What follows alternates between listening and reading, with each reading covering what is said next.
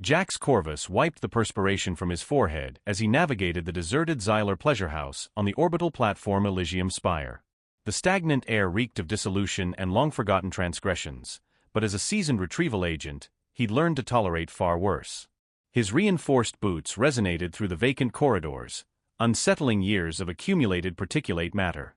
"Blast it, a futile expenditure of time," he murmured, surveying the dilapidated establishment with his portable scanner. His current assignment, a notorious weapons trafficker, had purportedly concealed crucial data here prior to vanishing.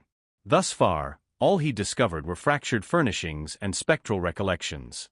The scanner emitted a sharp chirp as he entered what seemed to be a former private chamber. Unlike the others, this one still contained a resting slab, if one could categorize the peculiar Xylar furnishing as such. As he drew nearer, something captured his attention. A slender shimmering sheet partially obscured beneath a dislodged panel in the wall. "Now what's this then?" Jax meticulously extracted the sheet, identifying it as a type of Xylar script used for enduring records. The script was inscribed in the Common Galactic Lexicon, but the penmanship was tremulous, filled with despair. As he commenced reading, his countenance solidified. "To whomever discovers this, my designation is Lyra. I was a liberated individual from the Astrea colonies. They seized me 3 rotations ago, confined me here, compelled me to submit. If you are perusing this, I have either absconded or perished in the endeavor. But if I persist, they are transporting me to..." Jax's grip constricted on the script as he persisted in reading. The female's narrative was harrowing, a saga of seizure, maltreatment, and an indomitable spirit. At the conclusion, she had incorporated an enigmatic set of spatial references and allusions to her abductors. "Scoundrels," he breathed, stowing the script within his protective garment. His initial objective could be deferred. This Lyra, this survivor, required assistance, and Jax Corvus had never been capable of forsaking someone in distress. Back on his vessel, the Star Wanderer, Jax scrutinized the script anew. The amethyst-skinned female's words depicted a poignant portrayal of her torment, but more significantly, they furnished clues.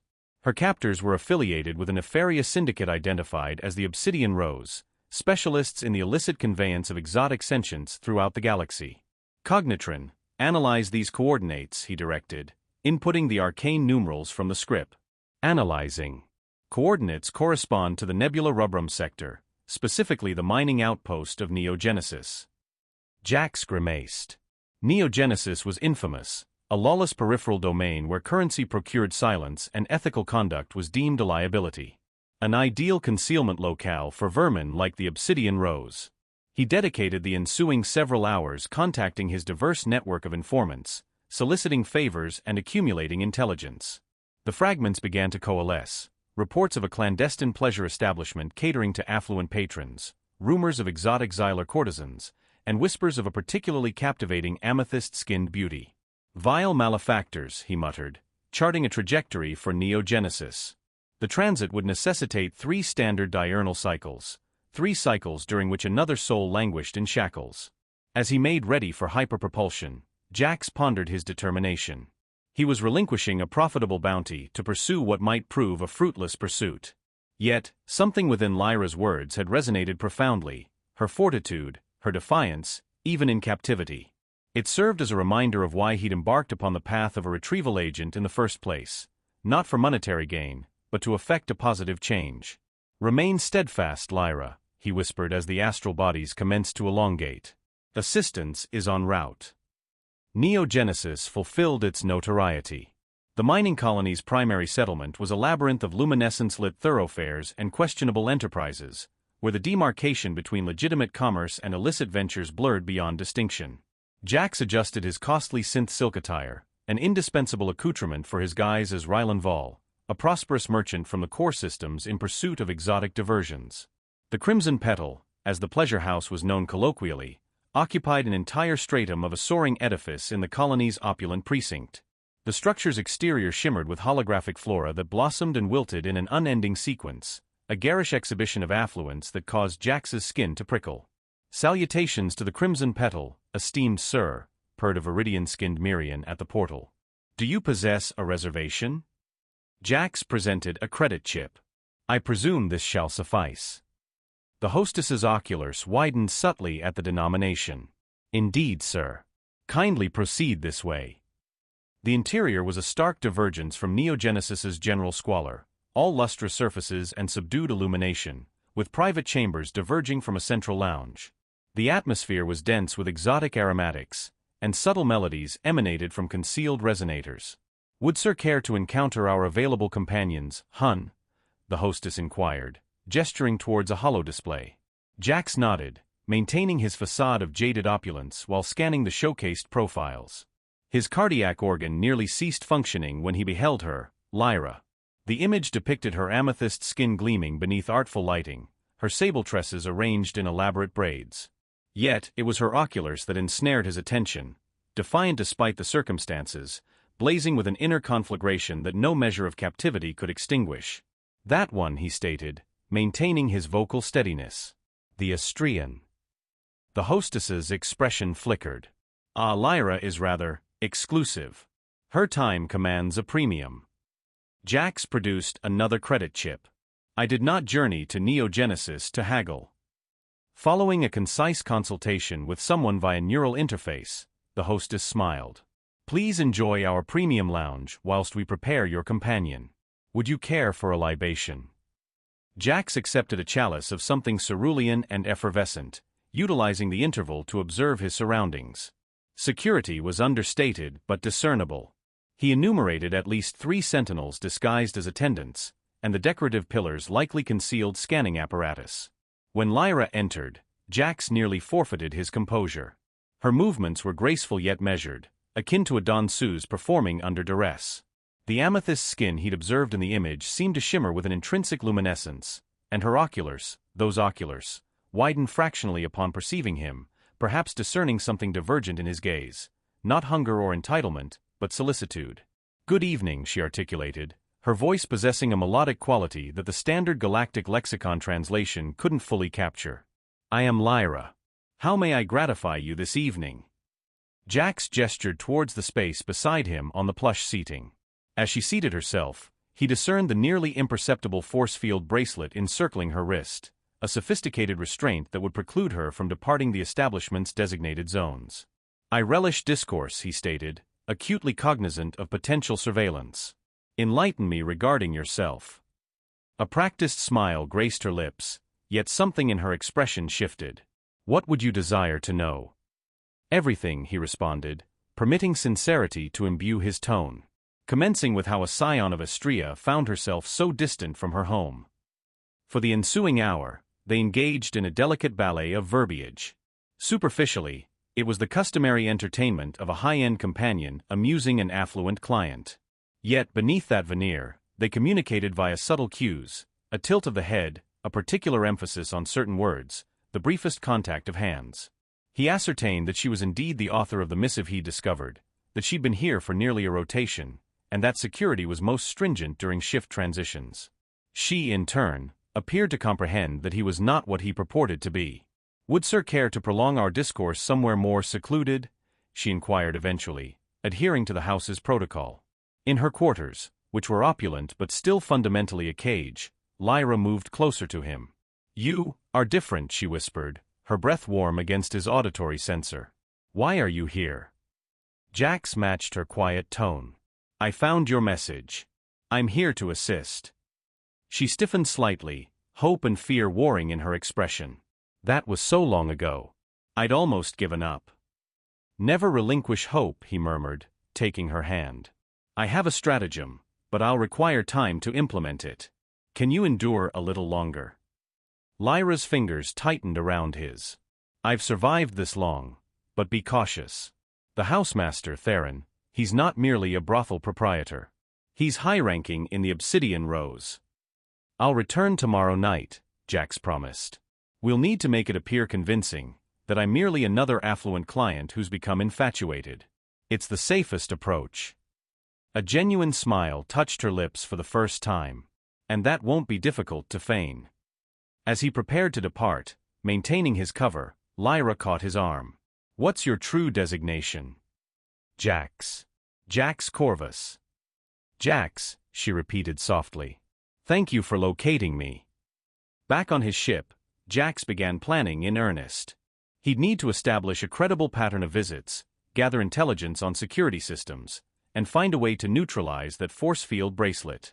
But more than that, he needed to ensure Lyra's safety after the rescue.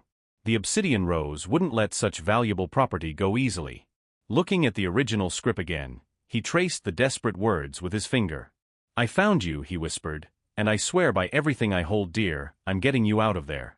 Over the next week, Jax maintained his cover as the besotted merchant, visiting the Crimson Petal nightly. Each visit strengthened his connection with Lyra while allowing him to map the facility's security systems. However, he couldn't shake the feeling that something was amiss. The housemaster, Theron, a towering Zentaurian with silver-scaled skin, began appearing during his visits with increasingly suspicious frequency. Tonight, as Jax entered the lounge, Theron intercepted him before he could reach his usual spot. "Mr. Vall," Theron's voice was smooth as polished chromium. "Such dedication to our establishment deserves special recognition. Would you join me in my private office?" It wasn't a request. Jax followed Theron through a concealed door, his combat instincts screaming. The office was opulent, with a view of Neogenesis's perpetual twilight skyline. "Rare to see a Terran so captivated by one of our exotic flora," Theron began, pouring 2 glasses of iridescent liquid. "Especially one as unique as Lyra." Jax accepted the drink but didn't taste it. "She's exceptional, indeed." Theron's silver eyes narrowed. "So exceptional that she's attracted the attention of several high-profile collectors. In fact, we're hosting a private auction in 3 days." Jax's grip on the glass tightened imperceptibly. "An auction?" "Yes, exclusive. Invitation only, of course." Theron smiled, all teeth. "I'd extend an invitation, but your credit verification seems to have encountered some inconsistencies." The trap was springing. Jax maintained his composure, taking a calculated risk. "Perhaps we could discuss a private sale before the auction?" Theron's laugh was cold. "Interesting proposal. But tell me, Mr. Vall, why would a bounty hunter be interested in purchasing one of my prized possessions?" The room's atmosphere shifted instantly. 2 armed guards materialized from concealed panels, weapons trained on Jax. "Your reputation precedes you, Mr. Corvus," Theron continued, "though I must admit, your infiltration was impressive. Unfortunately, it ends here." Jax's mind raced. He hadn't come unprepared for this possibility, but he needed to play this carefully. "Business is business, Theron. Maybe we can make a deal." "A deal?" Theron leaned forward. "You've disrupted my operation, endangered my investment, and now you propose a deal?"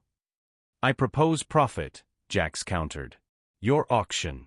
I know buyers who'd pay double your reserve price. Legitimate buyers, with clean credits that won't attract imperial attention." This caught Theron's interest. The Zentaurian's facial scales rippled, a sign of consideration in his species. "Continue." "Give me access to your buyer list. I'll bring in new bidders, increase your profit margin. In return, I want a fair shot at the auction. And if I win, full price, clean credits, no questions asked." Theron studied him for a long moment. "You understand that if you attempt any heroics during the auction, Lyra's force field bracelet has certain lethal capabilities?" Jax's jaw clenched. "Understood." "Very well." Theron waved away the guards. "You have 3 days to produce these buyers. But remember, one wrong move, and neither you nor Lyra leaves this station alive." After being escorted out, Jax rushed to his ship, his mind working overtime. He had 3 days to either raise impossible amounts of credits or devise a rescue plan that wouldn't trigger Lyra's bracelet. But first, he needed to warn her. Returning that night, under even heavier surveillance, he found Lyra waiting in her quarters. Her eyes widened at his tense expression. "They know," she whispered, moving close under the pretense of an intimate embrace. "Yes," he murmured against her auditory orifice, "but I'm not giving up. There's an auction in 3 days." Her fingers dug into his shoulders. "The bracelet." "I know. I'm working on it." He pulled back slightly, meeting her gaze. "Do you trust me?" "With my life," she replied without hesitation. That trust hit him harder than any physical blow. Looking at her, Fierce, beautiful, unbroken despite everything, Jax knew he'd move heaven and earth to free her. 3 days, he promised. No matter what happens at that auction, you're walking out of here with me. Back on his ship, Jax activated his secure communications array. He had contacts to call, favors to collect, and a plan to formulate. The auction complicated things, but it also provided an opportunity. All the major players would be in one place, their security focused on protecting their credits rather than their merchandise. As he worked through the night, Jax kept thinking about the script that had started all this. He'd found Lyra, yes, but the real rescue was still ahead, and this time, failure wasn't an option. 2 days before the auction, Jax received the list of potential buyers. As he scrolled through the encrypted data, one name made his blood run cold: Admiral Xylar, former commander of the Draken fleet. Damit allzu soweit. Jax exclaimed, memories flooding back. 3 years ago, he destroyed half of Xylar's smuggling operation in the Outer Rim, costing the corrupt admiral millions in illegal profits. Now the four-armed Draconian was back, presumably for both Lyra and revenge. Jax's ship's AI chirped. Analysis of Theron's security system complete. The force field bracelet control hub is located in his private quarters, level 82. Access requires both biometric authentication and a quantum encryption key. Show MESE Layout, Jax commanded. A holographic blueprint materialized, highlighting Theron's quarters in red. The security was impressive: motion sensors, thermal detectors, and automated defense turrets. But there was always a way in, you just had to be crazy enough to find it. That evening, during his authorized visit with Lyra, Jax noticed she seemed more tense than usual. As they sat in her quarters, she leaned close, her violet skin almost luminescent in the dim light. Xylar, she whispered, her voice trembling slightly. He was here earlier, inspecting the merchandise. The way he looked at me. She shuddered. Jax's protective instincts flared. Did he touch you? Numberous rules. No sampling before purchase. Her attempted humor fell flat. But he mentioned you. Said something about settling old scores. Listen carefully, Jax murmured, drawing her closer under the pretense of an intimate embrace. Tomorrow night, during the pre-auction reception, I'm going to access Theron's quarters and disable the bracelets. When they deactivate, head for Docking Bay 7. My ship's AI will be waiting. The security systems. Litose to ME. He brushed a strand of black hair from her face, the gesture both tender and reassuring. I've got some tricks that even Theron hasn't seen. Later that night, Jax met with an old contact in Neogenesis's shadier districts. The Mechanist, as she was known, was a genius with security systems. Her workshop was a maze of half-assembled droids and scattered tech. Biometric spoofer, she announced, holding up a thin membrane. It'll fool the scanners into thinking you're Theron. But the quantum key. She shook her head. That's another story. I've got that covered, Jax replied, producing a data crystal. Lifted it from one of his guards during a pat-down. Just need it decoded. The Mechanist's cybernetic eye whirred as she examined the crystal. Tricky, but doable. Half my usual rate, considering what you're using it for. Jax raised an eyebrow. Please, she scoffed. Everyone knows about the auction. Some of us remember what it's like to be property. She tapped her mechanical arm meaningfully. Back on his ship, Jax fine-tuned his plan. The pre-auction reception would be held in the Crimson Petal's main hall, drawing security's attention. Meanwhile, he'd use the maintenance shafts to reach level 82. The real challenge would be timing. He needed to disable the bracelets during the reception, but before the auction began. A message from Theron arrived. Your additional buyers have been verified. Most impressive. Perhaps we misjudged your value. Jax smiled grimly. The buyers were actually sophisticated AI constructs designed to place bids and tie up the auction process. And they wouldn't hold up under deep scrutiny, but they only needed to work for a few hours. The next morning, Jax received another message, this one from Xylar himself. I look forward to reuniting with my old friend at tomorrow's event. We have so much to discuss. Attached was an image, security footage from the Outer Rim operation where Jax had destroyed Xylar's smuggling fleet. The threat was clear. During his final authorized visit with Lyra, They maintained their cover while finalizing details. Her quarters were certainly monitored, but they developed a code of subtle gestures and double meanings. "I've always dreamed of seeing the stars up close," she said, running her fingers along his chest, "especially the nebula rubrum." Translation. Chet memorized the past 2 docking B7. "Perhaps I'll take you there," he replied, catching her hand, "after tomorrow's festivities." Her eyes met his, filled with trust and something deeper that made his heart race. "I'll hold you to that promise." As he left the Crimson Petal that night, Jax caught sight of Theron watching from his office window. The Zentorian raised his glass in a mock salute. Beside him stood Xylar, all 4 arms crossed over his massive chest, mandibles clicking in anticipation. Tomorrow would determine everything. One mistake, one wrong move, and both he and Lyra would pay with their lives. But looking up at her window, seeing her silhouette against the light, Jax knew it was worth any risk. He patted the hidden pocket containing her original script, the message that had started this whole adventure. Soon she'd be free to write her own story. And maybe, just maybe, he'd be a part of it. The night of the auction arrived with all the subtlety of a supernova. The Crimson Petal's main hall blazed with crystalline chandeliers, while Neogenesis's perpetual twilight cast purple shadows through the floor-to-ceiling windows. Jax adjusted his formal attire, a slim device hidden beneath his collar, the biometric spoofer that would help him access Theron's quarters. The pre-auction reception was already in full swing when he arrived. Wealthy buyers from across the galaxy mingled, their expensive clothes and jewelry competing with their exotic appearances for attention. Jax spotted Xylar immediately. The Draconian Admiral's massive frame and 4 arms made him hard to miss. But something was off. Xylar seemed too relaxed, almost smug. The Admiral caught Jax's eye and raised a glass with one of his 4 hands, mandibles clicking in what passed for a smile among his species. "Quite a gathering, isn't it?" a melodious voice said beside him. Jax turned to find a stunning Cyrene female, her crystalline skin refracting light like a prism. "I'm Vena, representing the pleasure guilds of Arcturus." One of his AI constructs, Jax realized.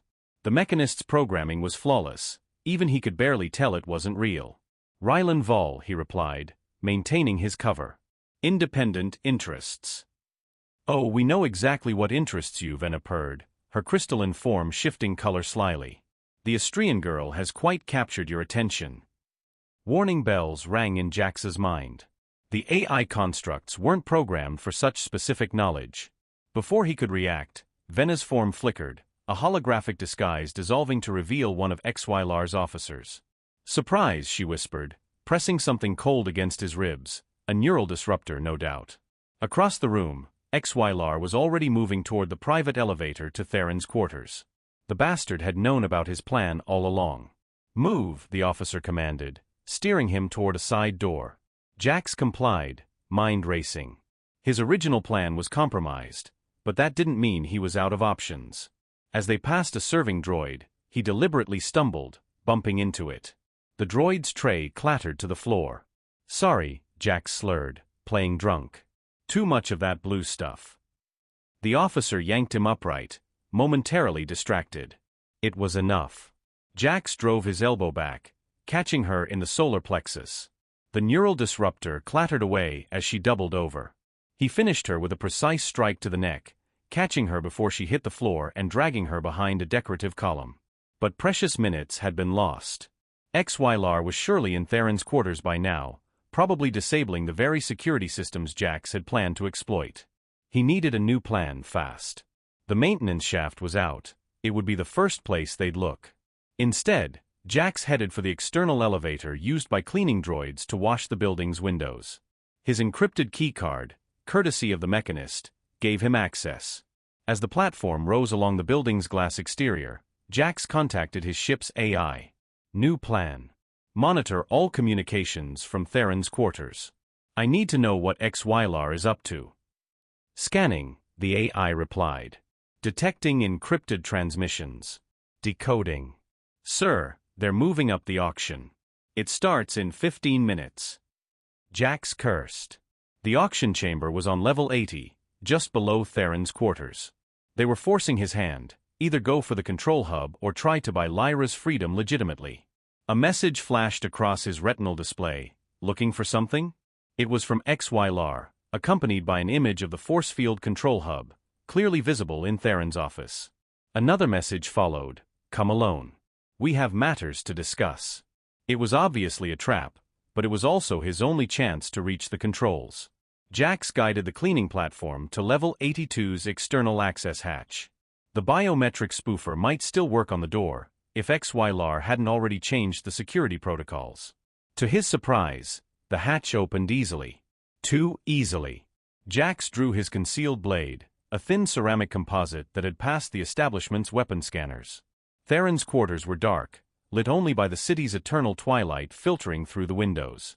XYLAR stood by the control hub, all four arms relaxed at his sides. "You've lost your touch, Corvus," the Admiral rumbled. "Time was, you'd have spotted my agent immediately." "Maybe I'm just getting predictable in my old age," Jax replied, edging closer. "What's your play here, XYLAR? Revenge? Or is this about profits?" "Neither." XYLAR's mandibles clicked thoughtfully. "This is about potential. The girl, she's not what you think she is." "What are you talking about?" "Her species. They're unique. Compatible with humans in ways that defy genetic logic. The offspring of such unions possess remarkable abilities. The Obsidian Rose has been conducting experiments." "She's not an experiment," Jax growled. "She's a person." "A person worth a fortune to the right buyers," XYLAR agreed. "But I'm willing to make you an offer. Join us. Your skills, combined with our resources, we could build an empire." Jax pretended to consider it, taking another step toward the control hub. "Interesting proposal. Just one problem." "Oh. I don't make deals with slavers." Jax threw his blade, not at XYLAR, but at the control hub. The ceramic composite pierced the delicate machinery, sending sparks flying. Simultaneously, he dove behind a massive desk as XYLAR roared in fury. The Admiral's natural weapons, retractable claws and poison spines, were supposedly deadlier than any manufactured weapon. Jax was about to find out if the rumors were true. But he had one advantage XYLAR didn't know about. The moment his blade hit the control hub, a signal had been sent to his ship's AI. Throughout the Crimson Petal, every security system was about to go haywire. The Crimson Petal erupted into chaos. Emergency lights strobed crimson through the darkness as security systems went haywire. Force field doors activated randomly, splitting the auction chamber into a maze of deadly energy barriers.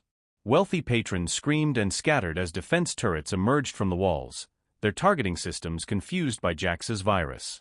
In Theron's quarters, Jax rolled behind a massive crystalline sculpture as XYLAR's poison spines shattered the space where he'd been standing. The Draconian Admiral moved with surprising grace for his size, all four arms working in lethal coordination. "You've doomed her, you know," XYLAR snarled, mandibles clicking furiously. "Even if you escape, the Obsidian Rose will never stop hunting their prize specimen." Jax didn't waste breath responding. Instead, he triggered the second phase of his plan. Throughout the building, every environmental control system activated simultaneously. Fog-like coolant filled the corridors, while the fire suppression system created a deafening deluge. Using the confusion, Jax vaulted over the sculpture, ducking under XYLAR's swing and sprinting for the door. He needed to reach Lyra before Theron's security could regroup. 2 levels below, Lyra was already moving. The moment her force field bracelet had deactivated, she'd known Jax had succeeded. Now wearing the elegant auction outfit that had been prepared for her presentation, she navigated the chaos of the auction chamber. A security guard appeared through the mist, weapon raised. Lyra didn't hesitate. Years of captivity had taught her patience, but her people's natural agility had never left her. She flowed around his clumsy grab, using his own momentum to send him sprawling. "Stop her." Theron's voice boomed through the chamber. The Astrian must not escape. Lyra's violet skin seemed to shimmer in the emergency lighting as she vaulted over a malfunctioning force field barrier. Her bare feet made no sound on the polished floor. They'd planned to auction her off like this, displayed like exotic artwork. Now, that same presentation outfit allowed her to move with her natural grace. Jax burst through the auction chamber's main doors, immediately spotting Lyra through the chaos. Their eyes met across the room, and in that moment, everything else faded away. Then reality crashed back as XYLAR's guards opened fire. Down. Jax shouted, diving toward her. They rolled behind an overturned serving table as energy bolts scorched the air above them. "Took you long enough," Lyra said, her smile fierce and free for the first time since he'd met her. "Traffic was hell," he replied, checking his stolen neural disruptor. "Ready to get out of here?" "I've been ready for 3 years." They moved as one, Jax providing covering fire while Lyra led them toward the emergency stairwell. Her intimate knowledge of the building's layout, gained through years of restricted movement within it, now proved invaluable. Behind them, XYLAR's roar of fury echoed through the chamber. The Admiral had recovered from their earlier encounter, and the sound of his pursuit drove them faster. "The main stairs will be blocked," Lyra said as they reached a junction. "There's a service lift, through the kitchen. Lead the way." They burst into the kitchen, startling the staff, who'd been huddling in confusion. Jax grabbed a pot of boiling liquid from the stove, hurling it at the door as XYLAR's guards appeared. Their screams bought precious seconds. The service lift was tiny, meant for food deliveries. They squeezed in together, Lyra's body pressed against his in the confined space. Despite the danger, despite everything, Jax was acutely aware of her presence, her strength, her indomitable spirit. "Jax," she said softly as the lift descended, "if we don't make it." He cut her off with a finger to her lips. "We are making it. I didn't come this far to fail now." The lift shuddered to a halt at the loading dock level. They could hear weapons fire and shouting from above, Theron security fighting XYLAR's guards, as the two factions turned on each other. "Docking Bay 7 is through the maintenance tunnel," Jax said, checking the corridor. "My ship's AI has already." A massive explosion rocked the building, throwing them both against the wall. Through the loading dock's windows, they saw a security shuttle crash into one of the upper floors, XYLAR's backup plan, no doubt. "Run." Jax grabbed Lyra's hand, and they sprinted for the maintenance tunnel. Behind them, they could hear the Admiral's distinctive heavy footsteps getting closer. The tunnel seemed endless, their footsteps echoing off metal walls as they ran. Lyra's bare feet should have been torn apart by the rough flooring, but her species' natural resilience proved its worth. Finally, they burst into Docking Bay 7. Jax Shipsat ridi, Angines humming, ramp extended. They were halfway there when XYLAR emerged from the tunnel, all 4 arms wielding weapons. "The experiments must continue," the Admiral roared. "The potential of your combined genetics." "Oh, shut up," Lyra said, and threw herself into a spinning kick that caught the surprised Draconian in what passed for his chin. The Admiral staggered, giving Jax the opening he needed to fire the neural disruptor directly into XYLAR's center mass. They didn't wait to see him fall, running up the ramp. They collapsed into the ship's cockpit as the AI initiated emergency launch procedures. "Hold on," Jax warned as they blasted out of the bay, artificial gravity struggling to compensate for their desperate escape velocity. Through the viewport, they watched the Crimson Petal recede, its upper floors now engulfed in flames from the crashed shuttle. Somewhere in there, Theron was probably already planning his revenge. But for now, they were free. Lyra's hand found his as they broke atmosphere. "Where to now?" Jax pulled out the worn script that had started everything. "Anuvere juvent." "The galaxy's a big place, and you've got a lot of living to catch up on." She looked at him, violet eyes shining with possibilities. "We've got a lot of living to catch up on." As Neogenesis shrank behind them, Jax smiled. She was right. This wasn't an ending, it was a beginning. For 3 weeks, Jax and Lyra zigzagged across the galaxy, staying one step ahead of their pursuers. They flitted between remote outposts and hidden safe houses, never staying in one place long enough to leave a trace. Throughout their journey, their bond deepened, forged in the crucible of shared danger and quiet moments of understanding. The Star Wanderer's AI had plotted a course to a remote sanctuary world called Haven, known for its policy of absolute discretion. As they approached the planet's atmosphere, Lyra stood at the viewport, watching the swirling purple clouds that reminded Jax of her skin. "It's beautiful," she whispered, pressing her hand against the transparent barrier. "I die almost forgotten what freedom felt like." Jax moved to stand beside her, close enough to feel the warmth radiating from her body. "Who are you holding up?" She turned to face him, her violet eyes reflecting starlight. "I keep expecting to wake up back there, to find this was all a dream. Her hand found his, fingers intertwining naturally. But you're real. This is real. The tension between them had been building gradually, an electric current that grew stronger with each passing day. Every accidental touch, every shared glance, every quiet conversation in the ship's small living quarters had added to the charge. Lyra, Jax began, his voice rough with emotion, I need you to know something. What I feel for you, it's not just about the rescue, or protecting you. It's... She silenced him with a finger to his lips, just as he had done during their escape. I know, she said softly. I feel it too. Their first kiss was gentle, tentative, an exploration of trust as much as desire. When they parted, both were breathing heavily, and the stars seemed to spin around them. Haven proved to be exactly what they needed, a pristine world of crystalline beaches and bioluminescent forests. They found a secluded cottage on the coast, far from the planet's few settlements. For the first time since their escape, they could truly relax. Days passed in a blur of discovery, both of their new sanctuary and of each other. They walked barefoot on beaches that sparkled like diamonds, swam in waters that glowed with alien life, and spent long evenings talking about everything and nothing. Their physical relationship evolved naturally, without pressure or expectations. Lyra's past experiences had left scars, but Jax's patience and genuine care helped her heal. They took things slowly, building trust through small intimacies, a caress here, a kiss there, each touch freely given and received. One night, as they lay together watching Haven's 3 moons rise over the ocean, Lyra spoke of her people's beliefs about love and union. Among my kind, joining with another is considered a merging of souls, she explained.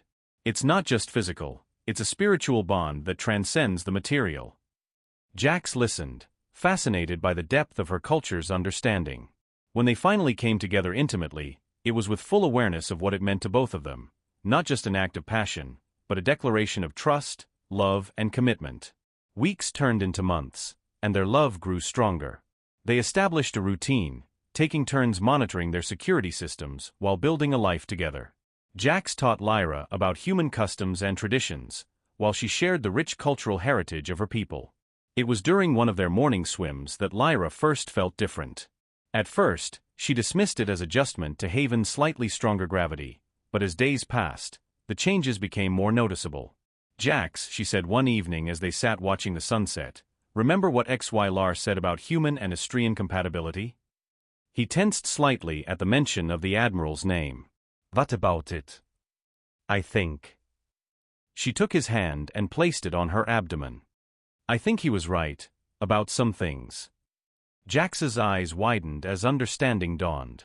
Are you saying? She nodded, a mix of joy and uncertainty in her expression. I'm carrying our child. The news hit him like a gravity wave, powerful, overwhelming, and absolutely transformative. He gathered her in his arms, laughing and crying at the same time. I love you, he whispered against her hair. Both of you. But even as they celebrated this miracle, they knew their peaceful sanctuary couldn't last forever. The obsidian rose wouldn't stop hunting them, especially now. Their child would be living proof of what XYLAR had claimed, the unique compatibility between their species. We'll protect our family, Jax promised, his hand still resting protectively over their growing child. Warte für Itakus. Lyra smiled, her violet skin seeming to glow in the fading light. Together, she agreed. Vire stronger Togeter. As night fell over Haven, they held each other close, knowing that tomorrow would bring new challenges. But for now, in this moment, they had everything they'd ever dreamed of: freedom, love, and the promise of a future neither of them had dared to imagine. The message arrived on a quantum-encrypted channel that even the Star Wanderer's AI took hours to decode. When it finally cleared, Jax and Lyra found themselves staring at the stern face of Imperial Commander Abigail Thorne. Mr. Corvus, she began, we've been monitoring your situation. The Obsidian Rose has become too bold, too dangerous. We're prepared to help you eliminate them, permanently. Jax felt Lyra tense beside him. At 5 months pregnant, her violet skin had taken on an ethereal glow, and their bond had grown even stronger through their intimate moments together. He squeezed her hand reassuringly. Why now? He asked. Because they've crossed a line. We've discovered they're experimenting with forced breeding programs across multiple species. What they did to Lyra wasn't an isolated incident, It was a pilot program. The commander's words hung heavy in the air. Lyra's free hand moved protectively to her swollen abdomen, where their child, a miracle of love, not experimentation, grew stronger each day. "What's the plan?" Jax asked. "We've located their primary research facility. With your help, we can end this. But we need to move fast before your condition becomes public knowledge." The choice was clear. They could hide on Haven forever, always looking over their shoulders, or they could fight for their future and the futures of countless others. The Imperial Force assembled in deep space, far from prying eyes. The plan was elegant in its simplicity. While the Imperial ships engaged the Obsidian Rose's outer defenses, Jax and Lyra would lead a small team to infiltrate the facility. Their intimate knowledge of the organization's operations made them the perfect spearhead. The night before the mission, they lay together in their quarters aboard the Imperial flagship. Their lovemaking was tender, almost reverent, each touch a promise, each kiss a prayer for tomorrow. "No matter what happens," Lyra whispered in the darkness, "finding that Scrip was the best thing that ever happened to me." Jax smiled against her skin. "Finding you was the best thing that ever happened to me." The assault began at dawn, ship time. The Imperial fleet dropped out of hyperspace like avenging angels, their weapons lighting up the void. While the main force engaged the Obsidian Rose ships, Jax and Lyra's infiltration team slipped through the chaos in a stealth shuttle. They found XYLAR in the heart of the facility, surrounded by research data and genetic samples. The Admiral's mandibles clicked in amusement when he saw them. "The prodigal specimens return," he sneered. "Come to validate our research." "No," Lyra said, her voice steady. "We've come to end it." The fight was brutal but brief. XYLAR's forearms gave him an advantage in close combat, but he hadn't counted on the fierce protectiveness of a mother defending her unborn child. While Jax kept the Admiral's attention, Lyra circled behind him and delivered a precise strike to a nerve cluster unique to Draconian physiology, knowledge she'd gained during her captivity. As XYLAR fell, Jax uploaded the Imperial virus that would destroy the Obsidian Rose's research and financial networks. Simultaneously, Commander Thorne's forces breached the facility's defenses. The organization that had caused so much suffering began to crumble. 5 years later, the Haven sunrise painted the crystalline beaches in shades of purple and gold as Jax watched his son, Zenith, practice levitation, a unique ability inherited from his mixed heritage. The boy's skin was a lighter shade of violet than his mother's, and his eyes held the same determined glint as his father's. "Higher, Papa,"